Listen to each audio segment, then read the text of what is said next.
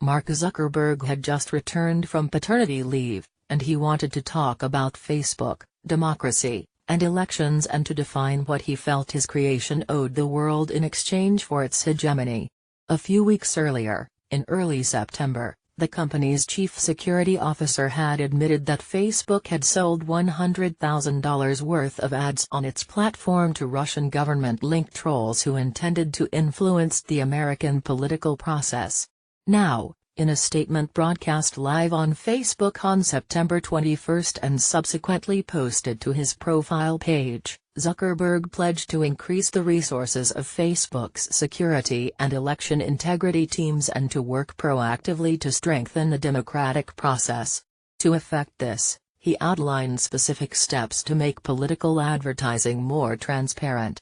Facebook will soon require that all political ads disclose which page paid for them. I'm epic fail memes, and I approve this message, and ensure that every ad a given advertiser runs is accessible to anyone, essentially ending the practice of dark advertising, promoted posts that are only ever seen by the specific groups at which they're targeted. Zuckerberg, in his statement, compared this development favorably to old media, like radio and television, which already require political ads to reveal their funders. We're going to bring Facebook to an even higher standard of transparency, he writes. This pledge was, in some ways, the reverse of another announcement the company made earlier the same day, unveiling a new set of tools businesses can use to target Facebook members who have visited their stores. Now the experience of briefly visiting Zappos.com and finding yourself hunted for weeks by shoe ads could have an offline equivalent produced by a visit to your local shoe store. I hope you like shoe ads. Where Facebook's new offline outcomes tools promise to entrap more of the analog world in Facebook's broad surveillance net, Zuckerberg's promise of transparency assured anxious readers that the company would submit itself to the established structures of offline politics. It was an admirable commitment. But reading through it, I kept getting stuck on one line: "We have been working to ensure the integrity of the German elections this weekend," Zuckerberg writes. It's a comforting sentence, a statement that shows Zuckerberg and Facebook are eager to restore trust in their system. But, it's not the kind of language we expect from media organizations, even the largest ones. It's the language of governments, or political parties, or NGOs. A private company, working unilaterally to ensure election integrity in a country it's not even based in? The only two I could think of that might feel obligated to make the same assurances are Diebold, the widely hated former manufacturer of electronic voting systems, and Academy, the private military contractor whose founder keeps begging for a chance to run Afghanistan. This is not good company. What is Facebook?